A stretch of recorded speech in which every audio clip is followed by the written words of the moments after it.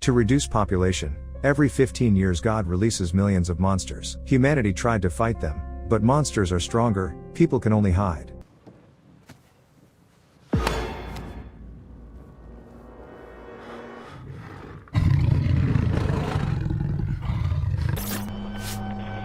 The film begins with a story about the so-called First Judgment Day.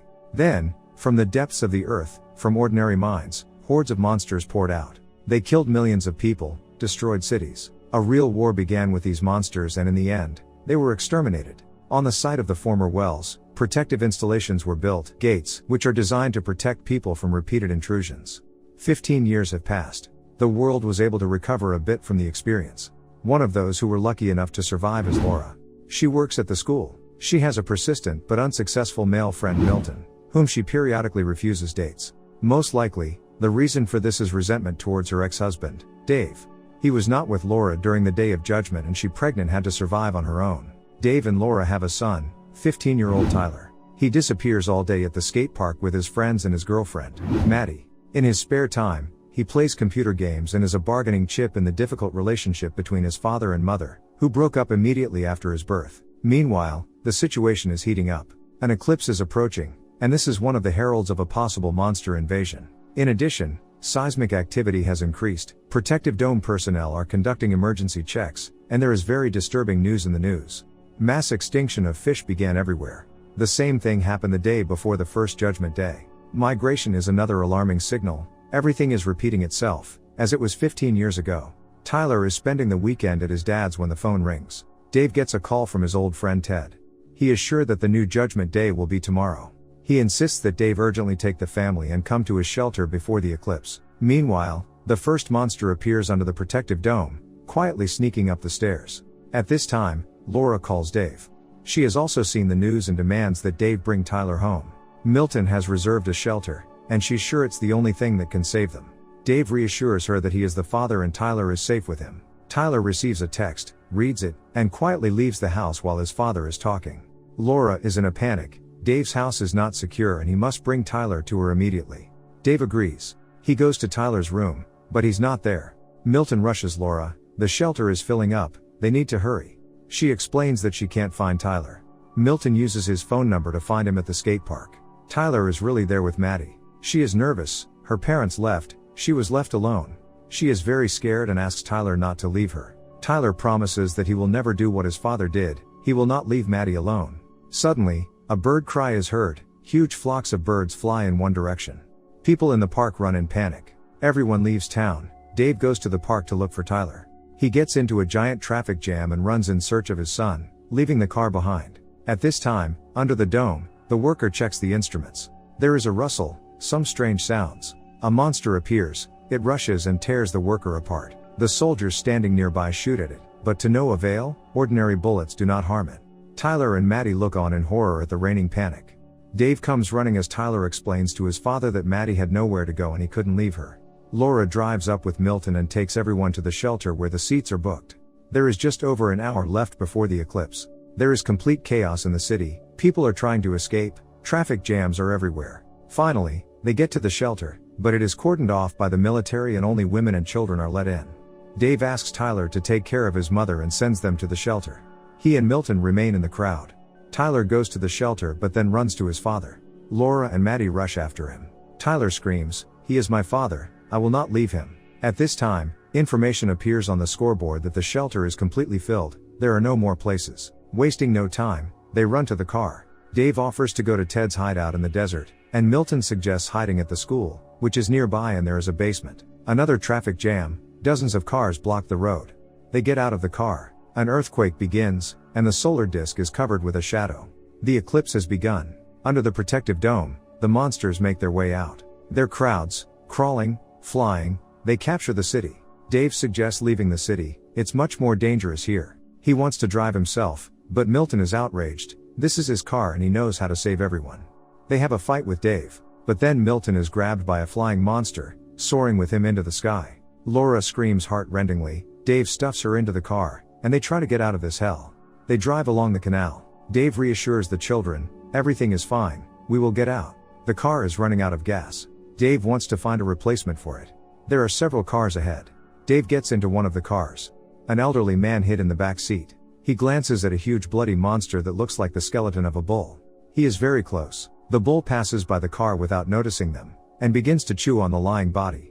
Dave very quietly rolls the car back to Laura and the kids. Now both cars are standing side by side, but they need to somehow get over to a new one. Meanwhile, the bull noticed them. Then the man gets out of the car, sprinkles the bull with salt from the jar that he was holding in his hands. The bull stopped. The kids and Laura manage to run into Dave's car. Then the bull rushes at the man and tears him to shreds. But Dave manages to drive away from there. Hordes of monsters flock to the city from all sides. Dave is driving down an abandoned road in the mountains. They drive up to Ted's hideout. It is really sound and looks like a concrete bunker. There are cameras on the roof, but no one reacts when they knock. The doors are closed. Ted is sitting behind the monitor. A gun is put to his neck. Someone is standing behind. Monsters run in a herd along the mountain. They rush straight to the shelter.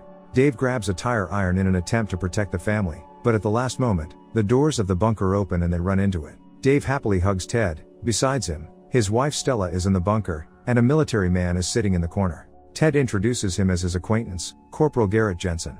The monitors show how the monsters are trying to smash the door. Everyone is tense, and Garrett keeps to himself. Maddie asks how the monsters feel them. Can they see through the walls?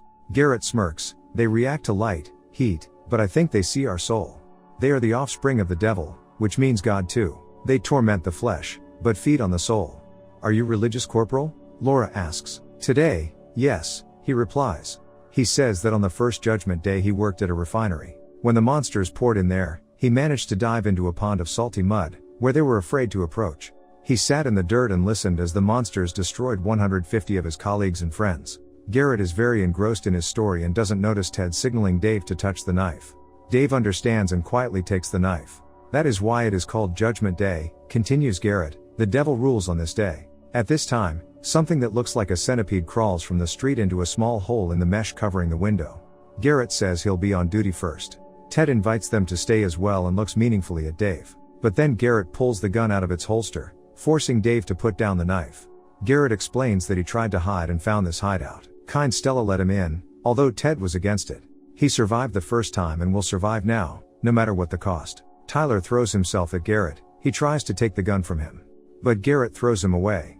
Dave comforts the corporal. At this moment, a centipede-like monster rushes out of the wall at Stella. Ted rips it off his wife's neck and pours salt on it. Dave grabs a gun from Garrett and shoots it. They tie up Garrett, try to stop Stella's blood. Then Dave sees help come for the monsters, a huge bull. He understands that they are doomed. They need to get out of the bunker. The bull is trying to kick down the doors. Ted doesn't want to go out. He says his wife won't survive outside. But Stella asks him to go with everyone. There is an underground passage under the bunker. It leads to the mountains. Garrett persuades him to take him with him. He has a car with a full tank and he can take everyone to the gate. There are bunkers and the creatures came out of there. They will not come back. They do not believe him, but he insists. He was just trying to survive and now it is beneficial for him to help them. They decide to go. Get us there and we'll forget about everything, Dave promises Garrett. They arm themselves. Ted has a whole arsenal of weapons. The bull breaks down the doors more and more insistently, but they manage to run out into the tunnel. They go to the car. Stella becomes ill. Dave and Laura begin to argue. She chides him that they could be in the shelter now. Tyler then spots a monster on the side of the road. It's dead. Maddie approaches it. Here, long tentacles of the monster protrude from a hole in the ground and twist around her legs, trying to drag her away. Maddie screams wildly. Tyler and Dave rescue her. Garrett offers his help and Dave cuts the ropes on his hands. They go to the top of the mountain. They see a devastated and burning city. They go down to the car, but it won't start. Monsters appear on top of the mountain and rush straight towards them. Garrett tries to start the engine, while Stella looks at the crowd of monsters, then at the gun in her husband's hands. She draws her gun, gets out of the car. Ted begs her to hand over the gun. But Stella turns away and goes to the monsters. She understands that she is doomed. Ted calls her, crying, but Dave stuffs him into the car. At the last moment, they manage to leave. Crowds of monsters rush after them. On the way, they pick up a radio signal. They report that almost all the shelters could not withstand the onslaught and were ruined. Laura puts her hand on Dave's shoulder as he strokes her. They come to the gate. It's empty, but the doors are open. Garrett says the hideout is in the basement. They're heading there, but the power needs to be restored. Garrett and Dave decide to do it. The others go to look for the first aid post. Ted has a wound in his back. Dave restores electricity. Garrett says that the gate was prepared for a second invasion. Tons of salt were pumped into them, But the well was too deep. They go to the others and then they hear the roar of monsters and see a bloodied corpse. There are 2 hours left until the end of the eclipse. Garrett offers to hide in a chemical warehouse. There the doors are impenetrable. Suddenly, a monster attacks Garrett. Together with Dave they manage to deal with it, but the rest of the monsters run to the noise. Garrett quickly runs through a door and closes it behind him. He gives himself some kind of injection. His veins are swollen and black. Dave returns to his family and asks Tyler to keep his mother safe while he's away. He wants to level the playing field and funnel the salt water through the tank pipes to keep the monsters out. Laura kisses Dave and tells him to be careful. Dave makes his way through the ventilation, sees how the monster devours the prey. Dave needs to turn off the taps next to that chewing monster. He manages to open the faucet. Water is collected in containers. Dave climbs back, but the monster sensed it and rushed after him. Dave fights back, sprinkles it with salt and the monster crumbles to dust. Meanwhile, the others had already been hunted down and surrounded by monsters. Tyler shoots back. Then Dave's voice is heard from the loudspeaker. He asks to turn on the fire alarm. The monsters have surrounded them. They are getting closer. Ted tells Tyler, "Protect the family, son," and goes at the monsters with an axe. Several monsters pounce on him at once. Tyler shoots back. Bloodied Ted tries to fight back. Tyler runs out of ammo. He turns on the fire alarm. Jets of salt water hit from all sides. They fall on the monsters and they crumble into bloody dust, squealing in pain.